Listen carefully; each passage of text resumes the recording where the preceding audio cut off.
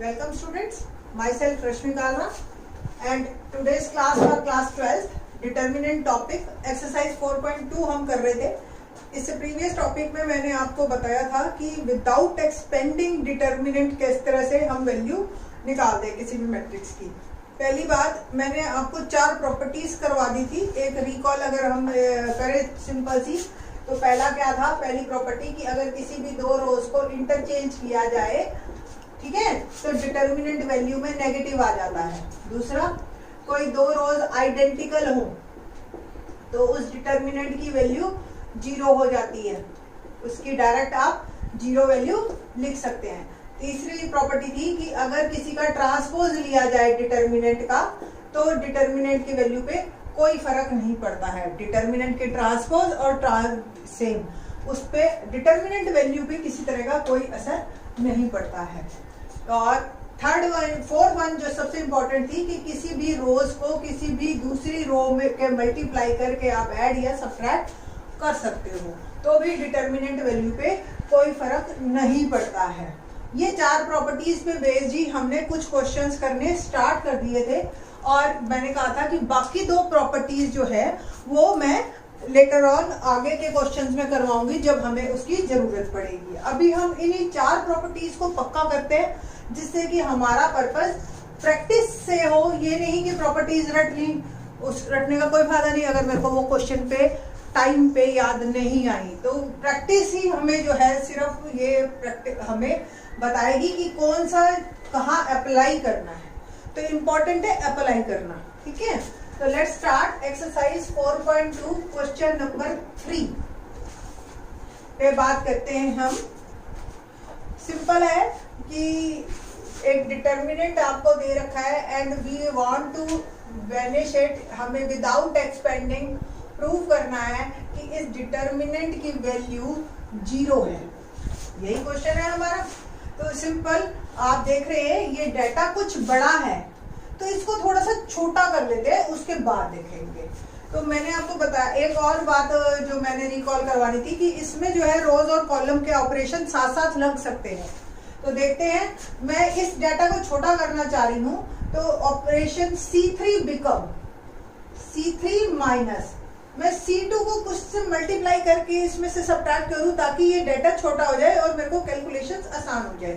तो देखो 7 9 था 63, तो 7 9 तक तो ये पॉजिटिव ही आंसर देगा, वैसे नेगेटिव भी दे दे तो कोई फर्क नहीं पड़ता है उससे। मैंने 9 से इसको मल्टीप्लाई किया और सब्ट्रैक्ट कर दिया, सिंपल। ये मेरा थिंकिंग प्रोसेस था कि मैंने क्या सोचा। तो पहली 2 कॉलम्स तो एज इट इज है, there is no change. And now 65 minus 9 7 63, तो क्या रह गया 2। 75 माइनस 8 9 72 है ना, तो ये भी रह गया 3।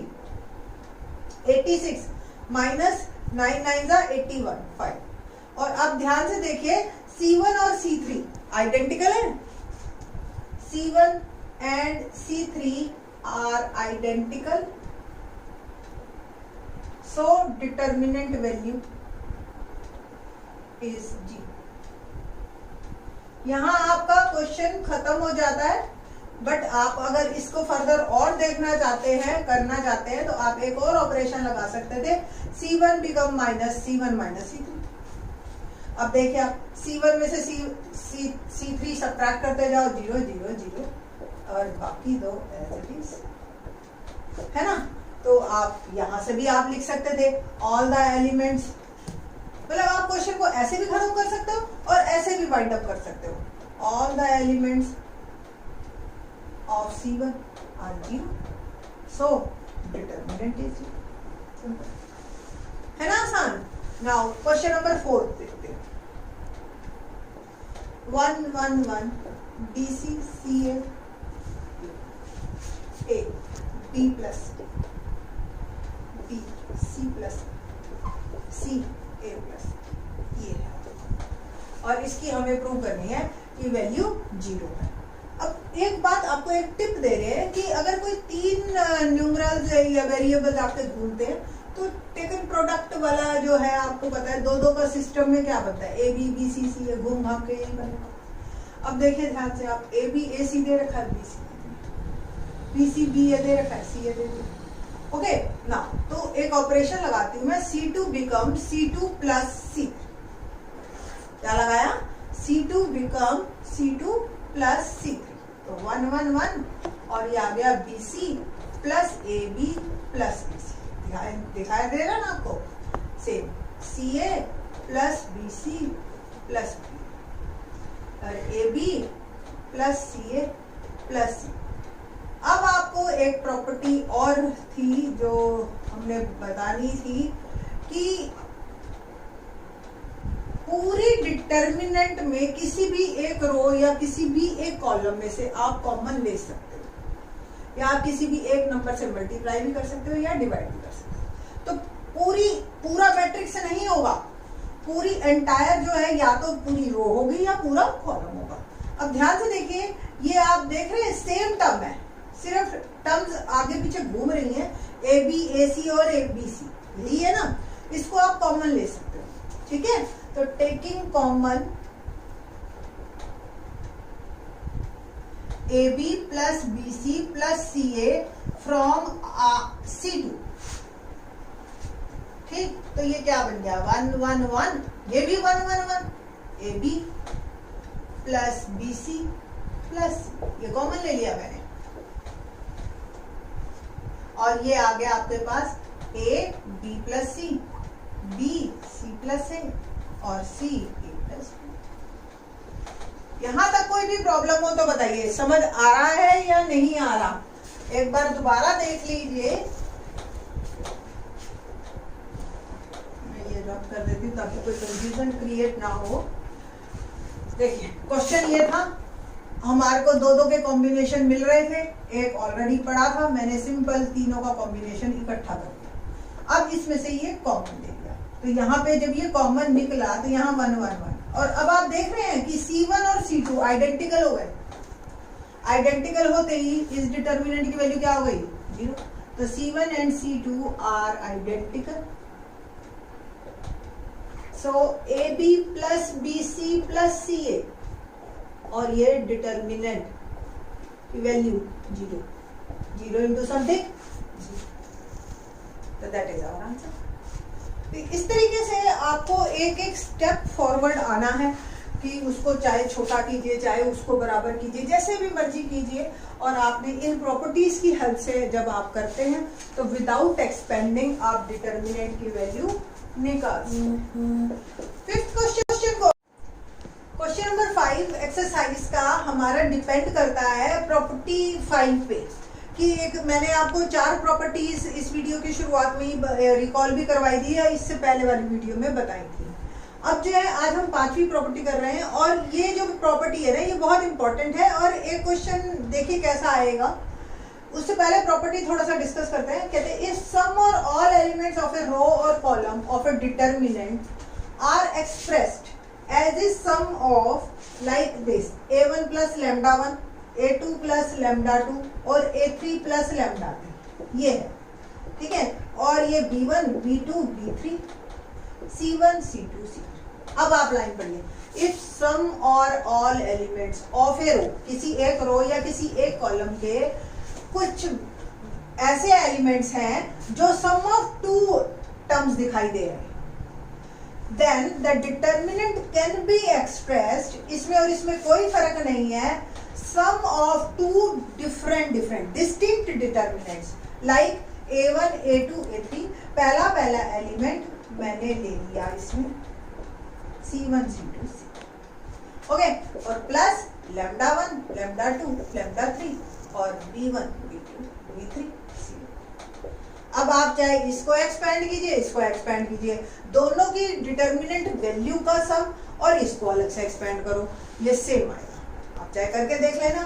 ये हमारी एक प्रॉपर्टी है, और इस पे बेस्ड ही हमारा 5th क्वेश्चन है। 5th क्वेश्चन करने से पहले मैं एक और आपको इसका एग्जांपल बताती हूँ, आपको बड़ा ही इंटरेस्टिंग भी लगेगा, और देखते हैं किस तरीके से ये होगा।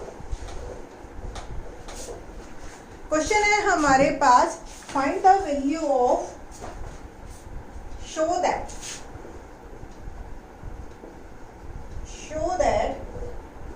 ABC a plus 2x b plus 2y c plus 2z और यहाँ x y z is equal to 0। We want to prove it कि इस डिटर्मिनेंट की वैल्यू वैनिश करनी है, हमें 0 करनी है। अब सिंपल सी बात है, आपको दिख रहा है ये एक रो है ऐसी जिसका सम ऑफ 2 टर्म्स दिखाई दे रहा है, तो it can be expressed in 2 distinct determinant, जिसमें फर्स्ट रो और थर्ड रो तो एज इट इज रहेगी, उस पर तो कोई चेंज है ही नहीं। ओके, और ये जो टर्म है a b c और ये 2x 2y 2z, हमें ये बताना है, ठीक है। अब देखो जी, इसको आप देख रहे हो r1 r2 आइडेंटिकल, तो this determinant value is 0 plus. ध्यान से देखो, अगर मैं इसमें से 2 कॉमन ले लूं, a b c x y z और ये x y z, once again r2 and r3 are identical and this determinant value is 0, तो 2 into 0 0 hence proof 0। या आप ऐसा क्वेश्चन आप लोगों ने सेकंड और थर्ड में भी किया, आप देखो ध्यान से, अगर मैं ऑपरेशन ये लगाती, suppose r1 become r1 minus r2 plus r, देखिए r1 में r3 ऐड करना और ये सब्ट्रैक्ट करना, क्या बनेगा a plus x minus a plus 2x। Okay, एक काम करते हैं, ट्वाइस ऑफ r3 कर देते हैं, अब क्या होगा 2x माइनस 0 आ गया। Same b plus 2y minus b plus 2y, c plus 2z minus c plus 2z, हो रहा है ये 0, है ना। अब आप कहोगे ये तो सारे क्वेश्चन हमारे बहुत बढ़िया 0 0 0 0, आप तो कैसे भी बना लो, बट ऐसा नहीं है, अभी तो आपको दिए ही वो हैं क्वेश्चंस जो 0 बन रहे हैं। आगे के आने वाले क्वेश्चंस में हम दिखाएंगे। अभी भी 5th क्वेश्चन एक और, अभी एक्सरसाइज का 5th क्वेश्चन हमारा रह गया है, और इसी पे बेस्ड, इसी प्रॉपर्टी पे बेस्ड मिसलेनियस में भी क्वेश्चन है हमारा। तो जब हम मिसलेनियस एक्सरसाइज की वीडियोस बनाएंगे ना, तो उसमें इस प्रॉपर्टी का जिक्र करेंगे, याद रखना प्रॉपर्टी नंबर 5। ओके, तो नंबर से ही वैसे तो प्रॉपर्टीज करानी चाहिए, बट हम बच्चों को ना समझाने के पर्पज से थोड़ा सा आगे पीछे कर देते हैं। 5th क्वेश्चन देखिए, वेरी सिंपल वन। अब इसमें आपको वेनिश नहीं करना है, इसमें आपको प्रूफ करना है।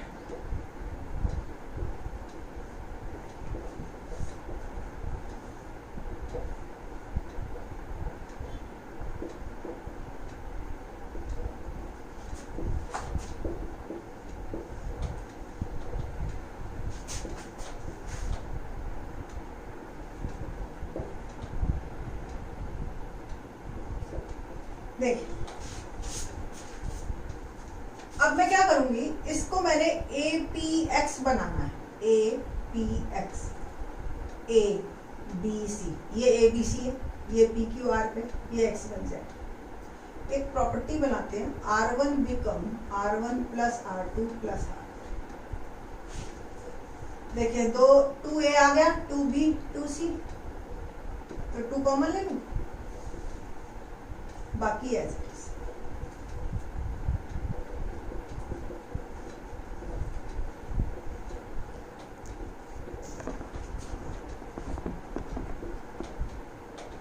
टू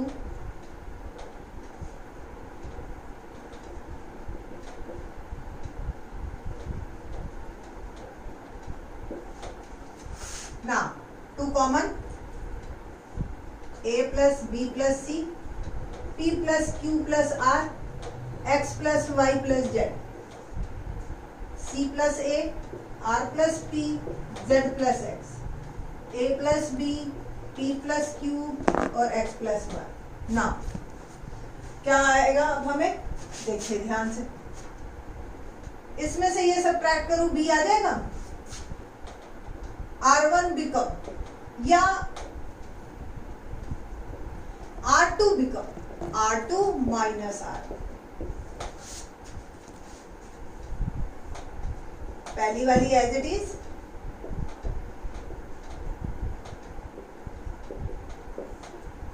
R2 में से R1 सब्ट्रैक्ट करना, दिस माइनस दिस, साथ में ही एक और प्रॉपर्टी हम इकट्ठी भी लगा सकते हैं, R3 become R3 minus R1। तो R2 में से भी R1 और R3 में से भी R1। इसमें से अगर मैं ये घटा सबट्रैक्ट करती हूँ तो क्या आया, minus B, same minus Q और ये माइनस वाई। सिमिलरली मैं इसमें से ये सबट्रैक्ट करती हूँ तो minus C, minus R and minus Z. देख रहे हैं दोनों माइनस के, बट अभी हमने माइनस कॉमन नहीं लेना। ऑपरेशन लगाइए, R1 become R1 plus R2 plus R। क्या बनेगा, इन दोनों का sum, A B X minus B minus Q minus Y minus C minus R. अब दोनों में से माइनस कॉमन लीजिए, दो माइनस बिकम प्लस और ये आ गया आपके पास। सिंपल आपने लिखना, taking minus common from R2 and R3, minus one minus A P X B Q Y C R Z, दो माइनस बिकम प्लस और आपका ये आंसर 13। तो ये हमारा 5th क्वेश्चन था। इसको आप चाहे इस तरीके से करें चाहे दूसरे तरीके से करें, प्रॉपर्टी बेस्ड करें, ठीक है।